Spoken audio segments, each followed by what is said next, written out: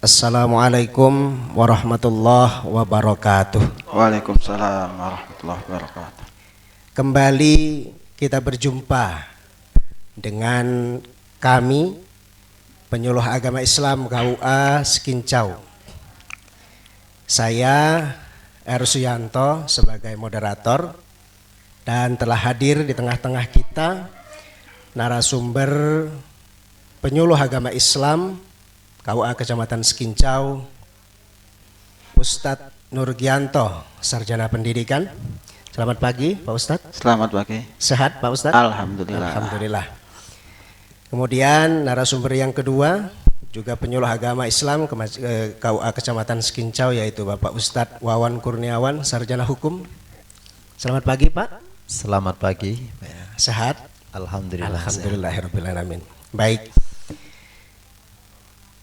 Para bapak narasumber dan pemirsa sekalian, sahabat-sahabatku semua, ada fenomena yang begitu mengganggu kita, fenomena negatif yang terus berlangsung sebenarnya dari dahulu.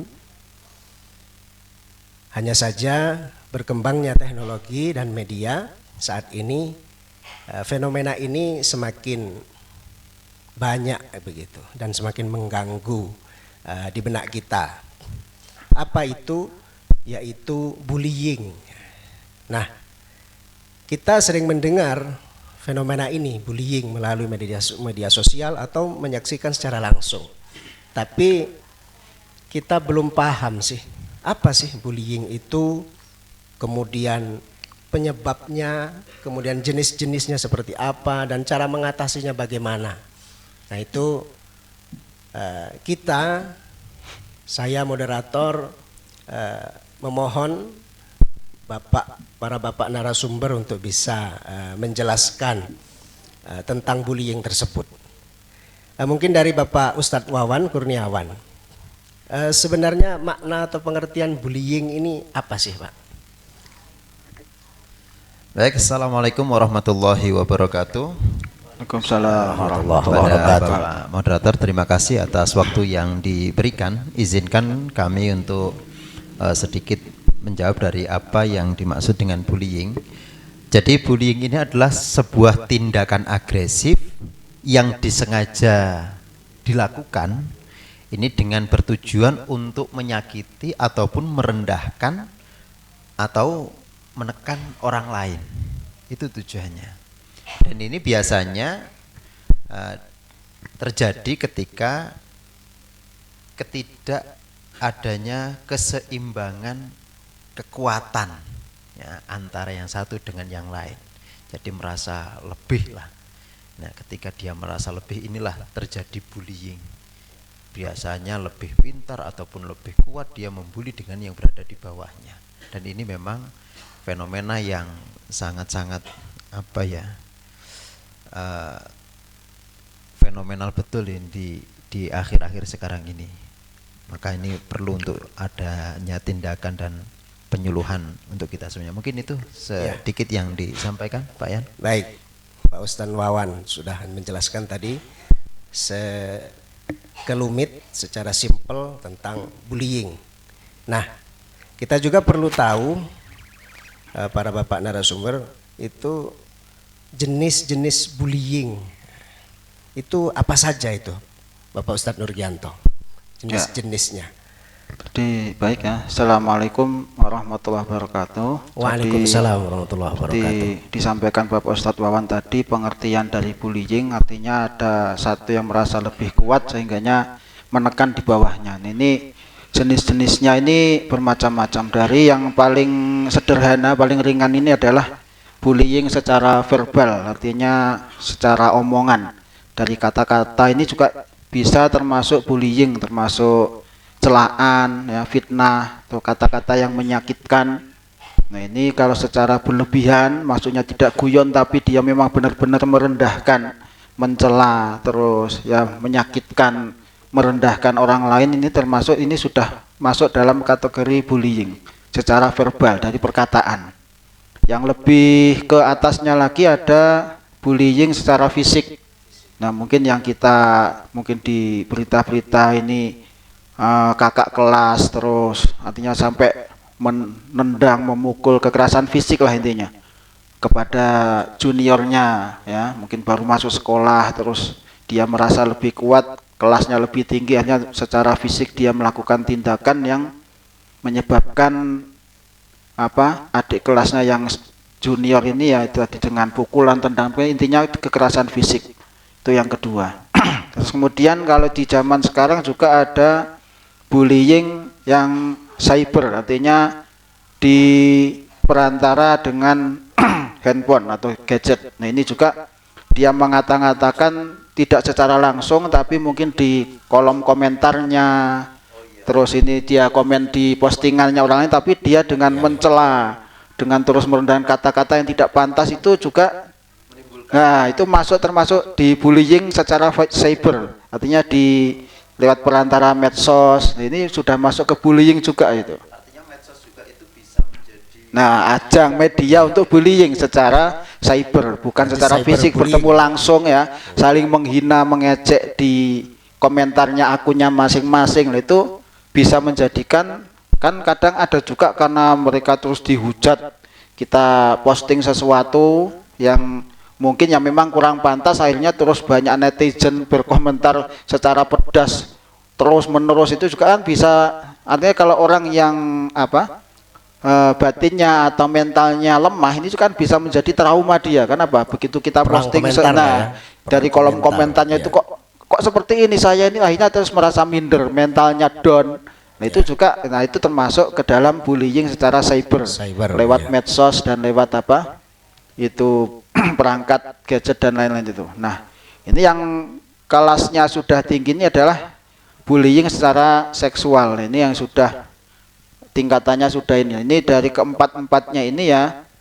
Nah, kita mungkin perlu penanganan ya. Karena sekarang sudah zamannya sudah secara teknologi, secara ini kita tidak bisa membatasi anak mengawasi 24 jam. Mungkin kalau zaman dulu anak kita kalau di rumah artinya ada kemana-mana itu aman lah, kita sudah jelas aman lah, terpantau. Tapi sekarang kita nggak bisa, anak kita di kamar itu mungkin bisa jadi korban bullying pakai HP anak-anak kita itu. Kelihatannya diem ya anak kita, tapi ternyata dia menjadi korban bullying di akun medsosnya. Itu kan bisa juga di media sosialnya, walaupun kelihatannya di rumah di kamar aman. Dan ini justru kurang bisa terdeteksi orang tua itu masalah. Nah itu makanya secara ini kita itu mengantisipasi hal itu, karena sekarang jangkauannya kan sudah lebih luas lagi. Walaupun anak berada di rumah, tapi mungkin kita nggak tahu apa yang dilakukan anak kita dengan gadgetnya. Artinya peran orang tua juga bisa sangat menentukan ya, dengan program artinya kita mungkin orang tua bisa membatasi dari mungkin megang HP-nya mungkin. Nah, kalau pas itu boleh hanya seminggu sekali atau satu hari mungkin berapa jam. Nah, itu orang tua juga harus berperan aktif untuk mencegah anak-anaknya dari korban bullying itu. Nah, mungkin itu, Pak. Baik Pak Ustadz Nurgianto. Tadi sudah dijelaskan ada 4 jenis ya. Mulai dari sekaligus 4 level itu perkataan, fisik, terus di medsos, terus di medsos dan di secara seksual. Iya. Baik, kita kembali ke Bapak Ustadz Wawan. Ini tadi sudah menjelaskan tentang pengertian Pak Ustadz, yang tadi jenis-jenis. Nah ini kita juga perlu tahu apa sih penyebab utama dari terjadinya bullying ini, Pak. Seperti apa itu? Jadi penyebabnya itu biasanya ini Pak Yan, yang pertama itu ketidakseimbangan kekuatan antara yang satu dengan yang lain, artinya dia merasa lebih kuat. Nah, merasa lebih kuat ini sehingganya dia itu, saya tidak mau untuk berada di paling bawah, juga tidak mau dikalahkan, sehingga dia berusaha bagaimana saya harus bisa mengalahkan orang-orang yang berada di sekelilingnya. Nah, ini biasanya terjadi ketika dalam satu sekolah ataupun tempat yang lain itu kayak membentuk satu kelompok-kelompok itu. Geng lah. Nah, Geng geng. sekarang. Terus yang kedua itu lingkungan keluarga yang tidak harmonis hubungannya. Ini juga memiliki perilaku negatif kepada anak. Mungkin di dalam lingkungan keluarga orang tua yang selalu memiliki sifat yang keras dalam mendidikan anaknya, sehingganya anak memiliki karakter yang keras juga kepada temannya. Nah, ini yang seperti ini bisa jadi memicu adanya bullying ketika anak berada di tempat yang lain, yang mungkin dia tidak berani untuk di rumah. Dia meluapkannya melampiaskannya di luar rumah. Di luar rumah. Malah dia memicu jadi perilaku ayahnya tadi, Iya, sebagai contoh dari memicu keluarga tadi. dia menjadi pelaku bullying malah. Iya, karena di beberapa kasus itu pelaku bullying itu dia memang dulunya awalnya korban bullying kan gitu. Korban Jadi bullying. istilah kayak balas dendam gitu. Balas Nah, dendam malah menjadi itu kan ada pelaku. juga kan, karena dia mungkin korban bullying di rumahnya sendiri, mungkin hanya dia tidak terkontrol sama orang tua. Ketika dia dewasa maka dia seolah saya juga harus Balas dendam. Nah, itu balas dendam. dan itu dilimpahkan ke Orang lain, bukan mungkin melawan orang tuanya kan di rumah. Nah, gitu. Dan ini yang ketiga, ini juga tadi yang disampaikan oleh Bapak Ustadz Nurgianto, ini adalah dampak dari media sosial. Nah, Iya. Nah, itu menjadi penyebab dan pemicu itu. iya. Media sosial. Terjadinya bullying itu. Memang kelihatannya anak kita di rumah, tapi aktifnya handphone itu Ya. tadi, dia kan jangkauannya lebih luas daripada kawannya di luaran rumah. Itu bisa menjangkau kemana-mana, dan ini pun ya bisa terjadi. Terus pengaruh kelompok sebaya ini juga bisa, Iya. karena mungkin salah pergaulan yang sebayanya, terus akhirnya dia terpengaruh dengan hal-hal yang negatif karena dia kawannya ini punya satu permasalahan mungkin, ya, terus akhirnya dia ikut-ikutan karena terpengaruh. Terus yang terakhir ini kurangnya pengawasan, baik itu dari orang tua ataupun dari keluarga. Kalau di sekolah mungkin ya di sekolah kita memang harus Dari guru. dari Ya. guru. Iya. Ini memang harus kita aktif untuk memperhatikan anak-anak kita. Mungkin itu Pak ya. Iya, iya. Baik. Terima kasih ini. Penyebab-penyebabnya itu tadi ya. Nah, yang terakhir ini Bapak Ustadz Nurgianto. Ya. Tentunya kita tidak hanya perlu tahu pengertian jenis dan penyebab, tapi yang paling utama ini adalah problem solvingnya, solusinya, solutionnya. Nah, ini gimana sih cara mengatasi dan mencegah bullying ini, Pak, terutama di zaman ini? Ya. Artinya yang pertama, ketika kita sebagai anak atau sebagai ya manusia lah, ini kalau anak ini kita latih, kalau kita di rumah punya anak maka kita latih anak-anak kita untuk membangun percaya diri. Ya, jadi jangan gampang minder, jangan gampang di sedikit-sedikit sudah ini aja, jangan cengeng lah ya, percaya diri. Nah, ini perlu dari didikan bantuan orang tua. Karena memang secara zamannya ini kalau kita bandingkan dengan zaman kita dulu ya. Kita dulu mungkin kelas 3 SD, kelas 4 SD, kelas ini kita sudah mungkin bantu orang tua di kebun, terus ini kita pekerjaan rumah itu udah, tapi zaman sekarang ini kan makanya ada istilah sekarang ini generasi stroberi, gampang lembek apa-apa. Ya, nah, benar. itu kan jadi itu juga mungkin dari kesalahan orang tua. Artinya ketika kita dulu dididik dengan keras sama orang tua, tegas, kita dulu memang kondisi orang tua secara ekonomi dan lain kalau dulu kita kan susah lah termasuk. Tapi hanya menjadikan kita itu tegak ya, menjadi tahan banting karena apa? Ya memang ditempa dengan kondisi lingkungan dan lain-lain. Tapi sekarang karena begitu kita punya anak minta antar sekolah, padahal sekolahnya dekat, kita antar naik motor. Ini terus itu artinya terus apa menjadi kurang tahan banting sehingga ketika ada sedikit saja, nah itu tadi sudah ini. Padahal kalau secara kita lihat kalau kita dunia pondok pesantren itu bahasanya bukan bullying ya, gojolokan itu ya biasa kalau zaman dulu itu kan. Sebenarnya biasa. Ya sebenarnya biasa, cuman kalau zaman-zaman ini akhirnya terus timbulnya bahasanya terus bullying, terus ini. Nah, itu akhirnya apa? Dampaknya secara tidak langsung akhirnya apa? Ketika ini dampak negatifnya dengan adanya isu bullying ini akhirnya kadang yang aslinya itu bukan bullying itu menjadi bullying. Contohnya ketika murid ya di sekolah kita kemarin kasusnya itu, murid itu salah, dihukum sama gurunya itu yang nggak terima orang tuanya. Nah itu kan sebenarnya kan bukan bullying sebenarnya. Dianggap guru itu membuli. Membuli muridnya. Nah ini Iya. yang repot juga. Ini itu. kan bullying yang salah kaprah ini. Nah salah kaprahnya kita bisa memilih dan memilah apa bullying itu. Kalau di pondok itu kan gojolokannya biasa kalau zaman dulu. Tapi sekarang akhirnya kakak kelasnya guru itu, wah ini bullying itu. Akhirnya terus masuknya ke ranah situ. Itu kan repot juga. Nah makanya yang pertama kembali lagi tadi, membangun percaya diri sama anak-anak kita, anak didik kita. Jadi jangan gampang lembek lah. Ya pertemanan yang luas. Terus apa kita mengembangkan prestasi. Ya kita hanya hal-hal yang positif itu dilakukan. Nah ketika hal ini bisa ini maka insya Allah ya akan bisa membentuk generasi kita itu generasi yang tegak, bukan yang lembek tadi apa-apa sedikit sudah. Nah itu yang pertama. Yang kedua, jangan terpancing ya ketika kita digojloki apa dibully ini ya, artinya apa, ketika kita mau berkelahi ditantang, kalau kita nggak berani kan ya nggak jadi gitu. Artinya apa ya, kalau kita dipancing terus kita melawan, akhirnya apa, sementara posisi kita di bawahnya sementara akhirnya menjadi sana lebih menyerang kita. Kalau kita diam terus tidak terpancing ya, tidak takut ya, jadi jangan menampakkan ketakutan di depan pelaku. Terus apa sudah sedih sudah ini ya, wah artinya apa, mereka juga akhirnya lebih semangat lagi kalau membuli kita.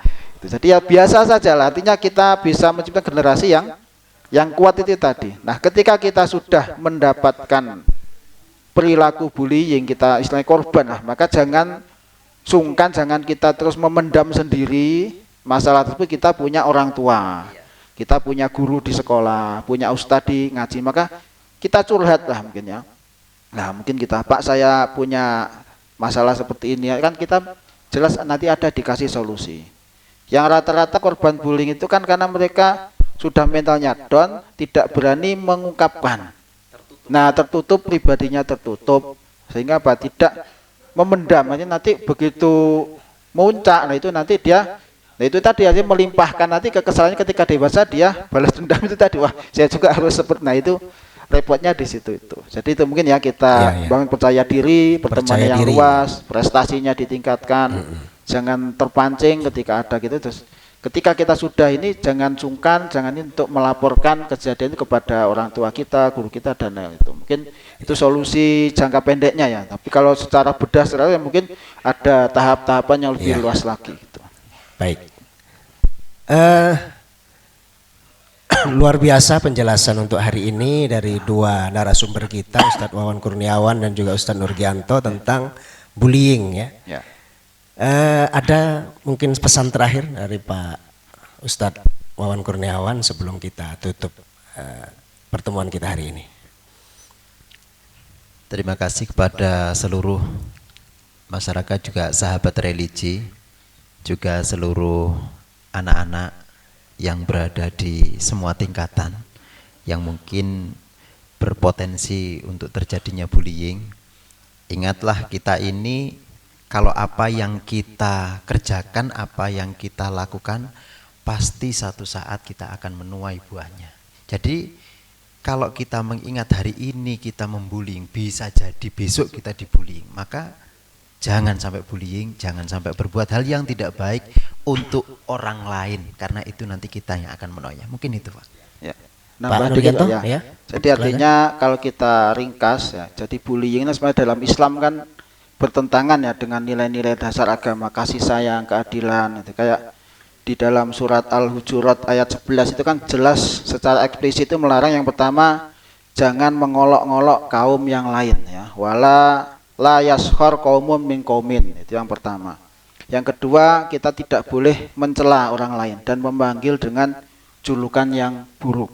Wala talmizu anfusakum wala tanabazu bil alqab. Itu jadi artinya bullying itu sudah diperhatikan betul dalam Islam. Jelas ini langsung dari Quran sendiri sudah ada larangan sebenarnya. Artinya memang dampaknya dan lain itu memang sudah diantisipasi, ini sudah jelas sekali.